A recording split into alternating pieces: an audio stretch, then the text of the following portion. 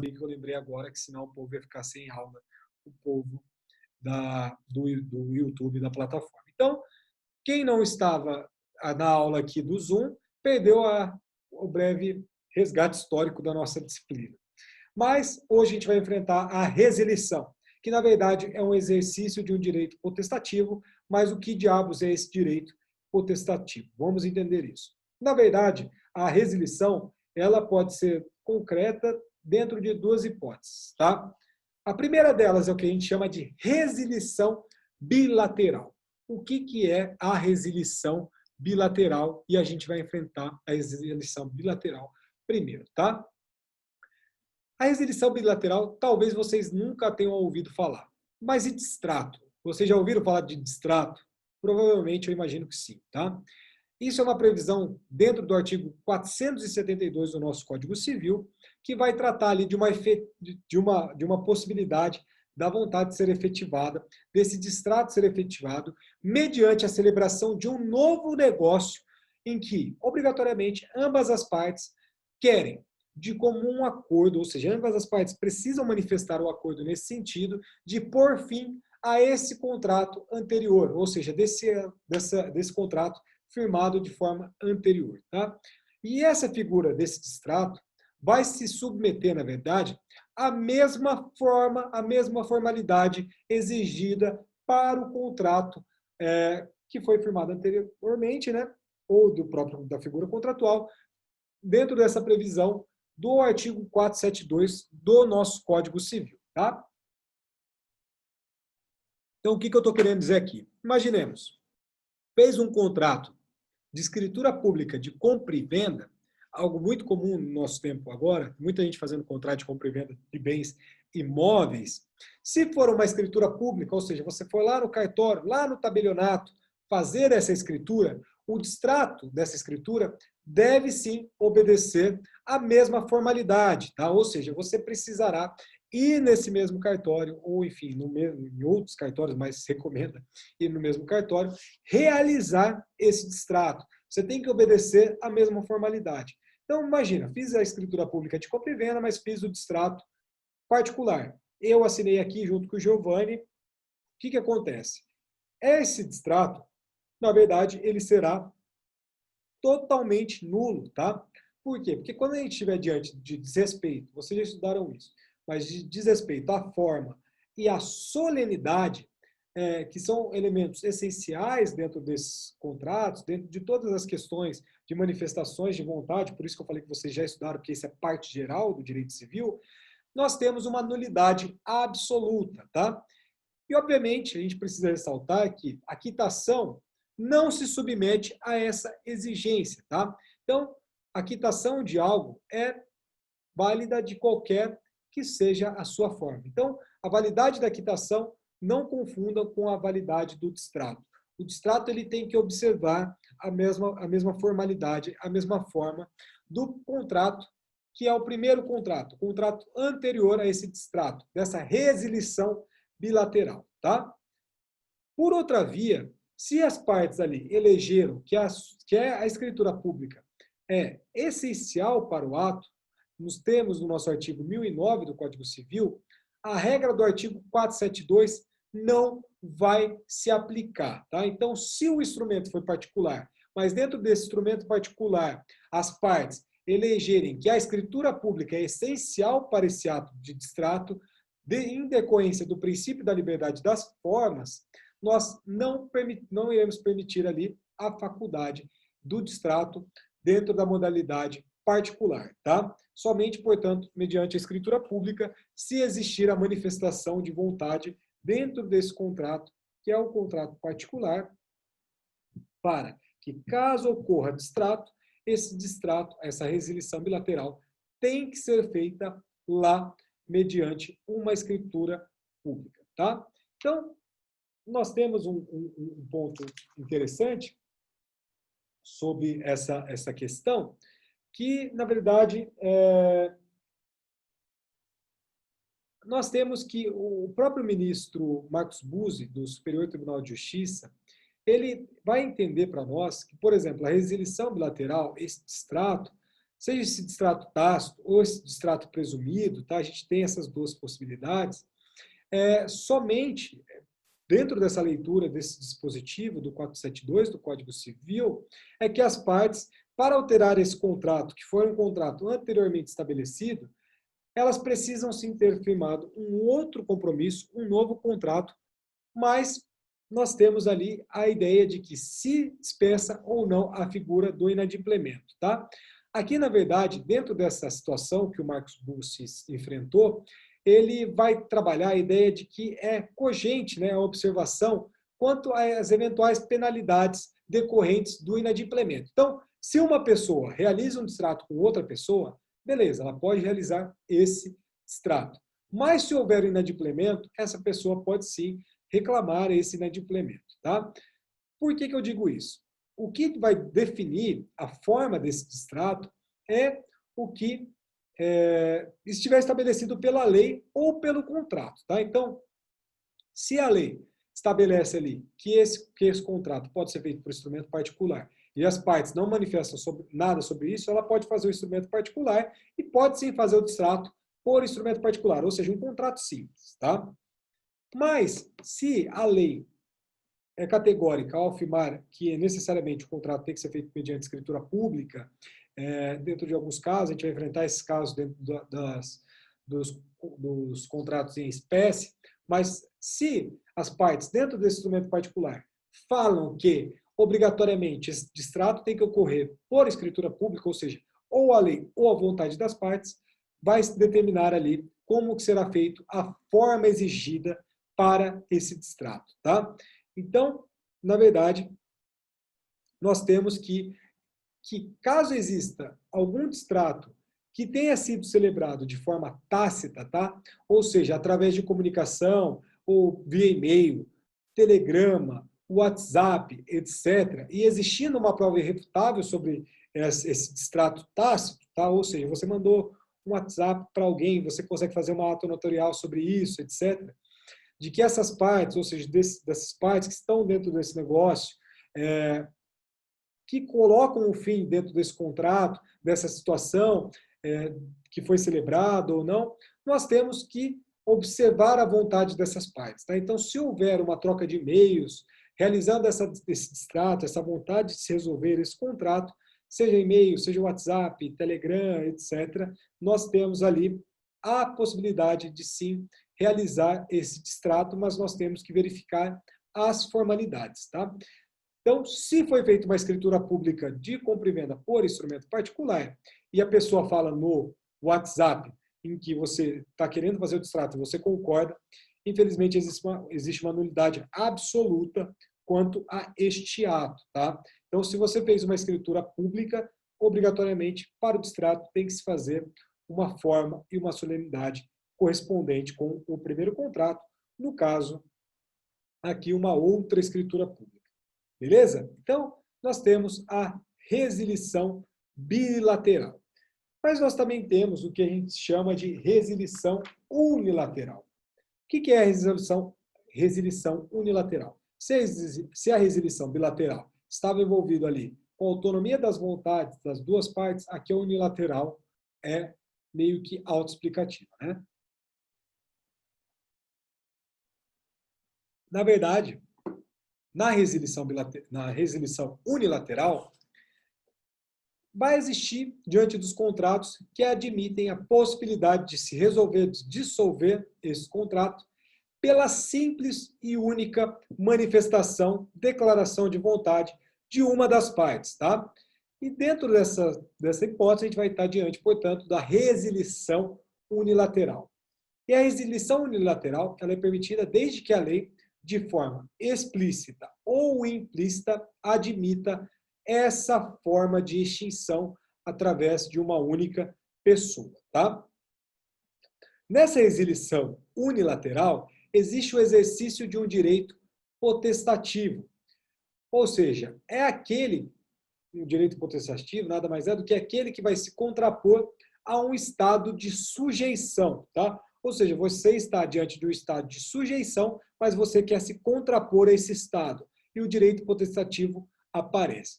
Então, não existe a possibilidade de se falar em qualquer hipótese de responsabilização, de responsabilidade civil da parte que exerce esse direito potestativo, esse direito legal que está lá na nossa lei, às vezes de forma implícita, às vezes de forma explícita, mas esse direito, ele está lá e você pode exercer esse direito, tá?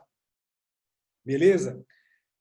O STJ, dentro de um julgado recente de 2017, que veio da relatoria do ministro Moura Ribeiro, ele fala para nós que, na verdade, a simples resilição ali do contrato, a exemplo do que ocorre no inadimplemento contratual, ou seja, na falta de pagamento, não é suficiente para caracterizar danos morais. Ou seja, essa resilição unilateral não é suficiente para caracterizar danos morais. Tá? Então, o mero inadimplemento contratual é visto pelo Superior Tribunal de Justiça como mero desabono. Então, quem já está no plano aí da prática, fazendo estágio, etc., no aspecto do direito civil, já é batata em que direito do consumo, o simples inadimplemento, não vai gerar, não vai caracterizar danos morais. Tá?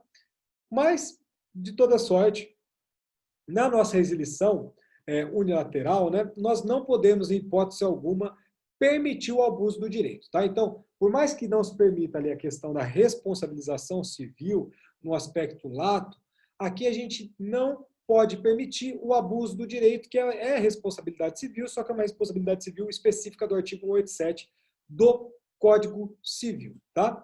Se a parte utilizar desse direito potestativo de forma abusiva, por óbvio, a gente vai implicar vai ter a incidência do artigo 187 e ali vai gerar, portanto, uma responsabilidade civil. Tá?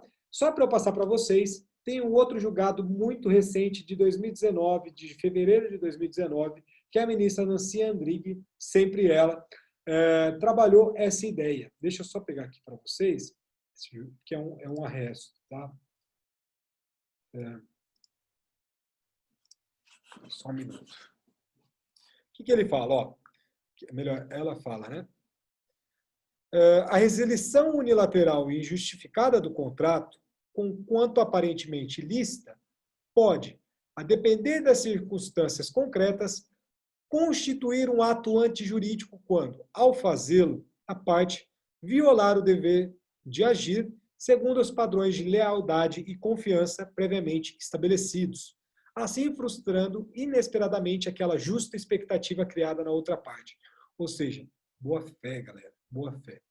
Assim, salvo quando houver estipulação contratual que a autorize ou quando ocorrer fato superveniente que a justifique, inclusive relacionado à atuação do profissional, a denúncia motivada pelo cliente do contrato de prestação de serviço advocatício firmados com cláusula de êxito antes do resultado final do processo, configura abuso do direito nos termos do artigo 187 do Código Civil. Então, para os futuros advogados, para as futuras advogadas, novamente, a denúncia imotivada pelo cliente do contrato de prestação de serviços advocatícios firmados com cláusula de êxito antes do resultado final do processo, configura abuso do direito. Ou seja, você está lá diante de um caso de consumo e você estipula lá êxito, ou seja, 30% do que a parte receber. Só que aí vem o contratante, né, seu cliente, e faz ali uma denúncia desse contrato. Isso é visto pelo STJ hoje como um abuso do direito, obviamente a variar com o caso concreto.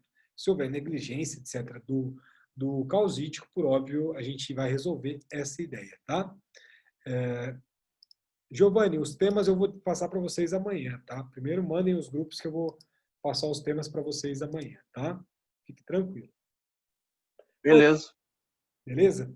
A nossa resilição unilateral, continuando aqui, pelo que está lá no nosso artigo 473 do nosso Código Civil, ela só está prevista em hipóteses excepcionais, tá? Como, por exemplo, um caso muito tradicional que vocês que vão atuar na parte civil vão se deparar com muita frequência, que é no caso da locação, né? Por exemplo, denúncia vazia, a gente vai entender. Mas locação, prestação de serviços, no mandato ou no comodato, no depósito, na doação, na fiança. Ou seja, nós estaremos operando ali mediante uma denúncia notificada a outra parte essa possibilidade dessa extinção, né, desse contrato através do que a gente denomina de resilição unilateral. Tá? Então, para essas modalidades contratuais que eu falei para vocês, locação, prestação de serviços, mandato, comodato, depósito, doação, fiança, enfim. Para a gente exemplificar esses casos, a gente vai trabalhar aqui algumas questões da própria resilição unilateral para vocês enxergarem como isso funciona um pouquinho na prática. O primeiro exemplo é o que a gente denomina de denúncia vazia. Tá? Denúncia vazia ela é cabível no contrato de locação de coisa móvel ou de coisa imóvel regida pelo nosso Código Civil, no caso, e de coisa imóvel, que é na nossa lei de locação. Tá? Então, coisa móvel geralmente está totalmente relacionada ao nosso direito civil, tá? Então, regida pelo direito civil, e coisa imóvel pela Lei 8.245 de 91, que é a nossa lei do inquilinato, a lei de locação. Tá? Ou seja, fim do prazo, terminado o prazo, a gente vai extinguir de pleno, melhor dizendo, a gente não vai extinguir, e vai extinguir de pleno direito o contrato celebrado entre essas partes sem qualquer motivo. Tá?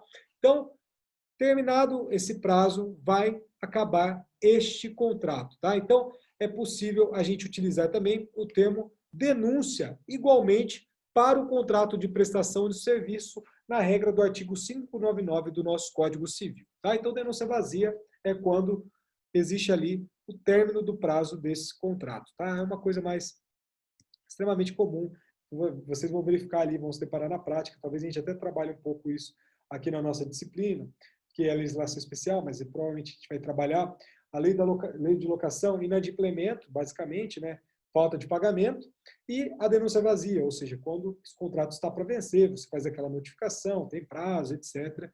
A gente vai estudar isso daí, pelo menos passando uma ideia geral dentro dessas infinitudes de contratos. Tá? Então, denúncia vazia, que serve para os contratos de locação e para os contratos de prestação de serviço. Segunda possibilidade é revogação. A revogação, na verdade, é uma espécie de resilição unilateral que ela cabe quando existe ali uma quebra de confiança dentro de alguns contratos, né?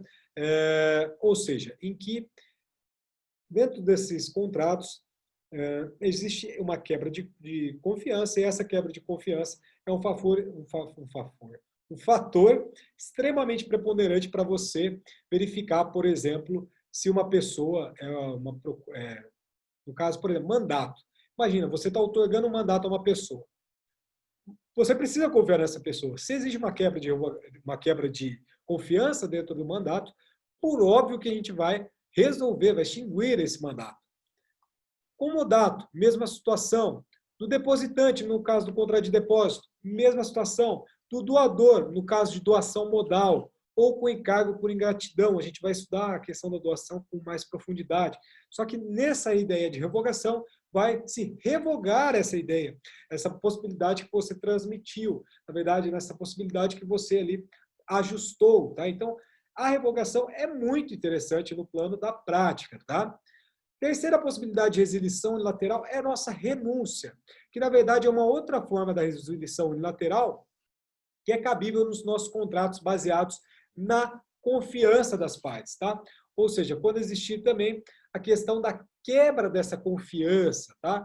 Ou seja, essa quebra de confiança é viável, por exemplo, juridicamente, a renúncia por parte, no caso daí, do mandatário, do comodatário, do depositário ou do donatário, nos contratos que a gente já trabalhou. Ou seja, na primeira ideia de revogação, essa pessoa que outorgou vai revogar. Aqui, na verdade, nessa segunda hipótese, é da renúncia, ou seja, dessa pessoa que está recebendo esses encargos, esses munos, de renunciar, ou seja, de afastar essas questões que estão sendo colocadas a ela. Tá?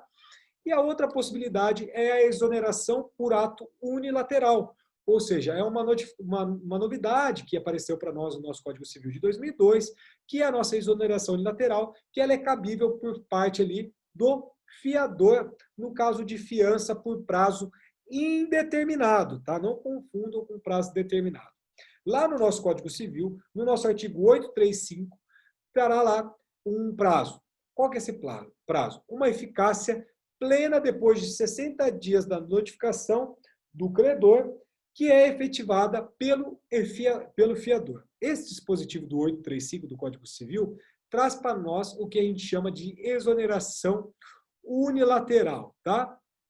E essa ideia de exoneração unilateral, como eu falei para vocês, não será aplicada no prazo, nos contratos de prazos determinados, tá? Ou seja, o que eu estou querendo transmitir aqui para vocês? Que essa modalidade dessa exoneração por ato unilateral, nós temos uma ideia de que a legislação tenta proteger os fiadores, né? Ou seja, esse fiador que sempre está numa posição extremamente desprivilegiada, nunca sejam fiadores de pessoas, tá? Fiador acaba sempre, por exemplo, a pessoa não pode perder bem de família, mas o fiador pode, enfim, é umas coisas meio doidas, né, que a gente tem. Então, fiador, coitado, só sofre. Então, o fiador, ele está numa posição desprivilegiada e o artigo 835 tenta dar uma equilibrada nessa situação. E essa situação, na verdade, ela acaba tentando trazer aqui que, caso esse fiador, dentro de contratos com prazos indeterminados, ele notifique essa pessoa que é o credor, e esse credor fica ali inerte 60 dias, ou seja, não faz o requerimento de uma substituição desse fiador, algo nesse sentido, vai ter uma eficácia plena dessa notificação. Ou seja, Brenda e Bruna firmam um contrato por prazo determinado e eu sou fiador da Bruna. Credor Brenda, Bruna devedora. Se eu chego para a Brenda e faço uma notificação e a Brenda não faz nada nesses 60 dias, eu estou fora, ela não pode mais me cobrar, tá? Vamos imaginar uma cláusula de renúncia de benefício de ordem, ou seja, ela não pode mais exercer essa garantia que ela tinha, que era a garantia do fiador, tá? Da fiança. Então, é um caso muito interessante. A regra do 835 do nosso Código Civil é uma norma de ordem pública, tá? Então, não pode se afastar, não pode colocar lá no contrato, tentando afastar essa resolução, esse artigo do 835, porque é uma norma de ordem pública e essa cláusula será considerada nula de pleno, tá? Ainda sobre a nossa resilição unilateral, bem, deixa eu pensar. Eu vou fazer um pacto com vocês, vou avançar um pouquinho, porque a gente começou um pouquinho mais tarde, tá? Se alguém quiser sair, pode sair, não tem problema, não vou penalizá-los, porque deu o nosso horário, mas eu vou continuar para finalizar essa ideia. E agradeço a todos e todas que ficarem. Pois bem, e ainda, dentro dessa construção da nossa resilição unilateral e dentro da construção da função social dos contratos, da boa-fé objetiva, o parágrafo único do nosso artigo 473, ele vai enunciar para nós que, se, diante da natureza desse contrato que foi firmado, né, uma das partes houver feito investimentos consideráveis para a execução desse negócio, a resilição unilateral só produzirá efeitos depois de transcorrido o prazo compatível com a natureza e os investimentos que essa pessoa ali acabou onerando. É muito interessante esse parágrafo único do artigo 473, tá? Por quê? Porque a gente está diante da especificidade da função da concretização da função social dos contratos e da boa-fé objetiva. Então, aqui, dentro do parágrafo único do 473, nós temos uma concretização desses princípios, né? Ou seja, a gente tira lá desse plano abstrato dos princípios e traz aqui na nossa legislação, tá? A título de exemplo, o que eu estou querendo dizer aqui para vocês? Vamos imaginar um eventual despejo ali por denúncia vazia, tá? Então, esse despejo por denúncia vazia, ele pode sim, depois de finado o prazo, ser concedido caso o locatário tiver introduzido ali investimentos consideráveis no imóvel, mas sendo omisso, né, esse contrato de locação quanto a esses investimentos, tá? Então, se houver alguma previsão dentro desse contrato, aqui está a questão de não se fazer o contrato através de modelos, e sim através de uma construção, se esse despejo por denúncia vazia estiver vinculado a essa previsão desse artigo 473, parágrafo único, jamais vai existir essa denúncia vazia, porque vai ser ali permitido a concessão desse prazo, entre aspas, extra para essa pessoa residir, caso houver essa previsão nesse instrumento contratual desses investimentos. Tá? Então, a gente vai fazer ali uma compensação bem entre aspas. Tá? E, enfim, esses conceitos, como eu falei para vocês, estão diretamente ligados à função social dos contratos. Lembre-se que a gente falou da função social externa, função social interna. Aqui nós estamos diante da função social interna, explícita.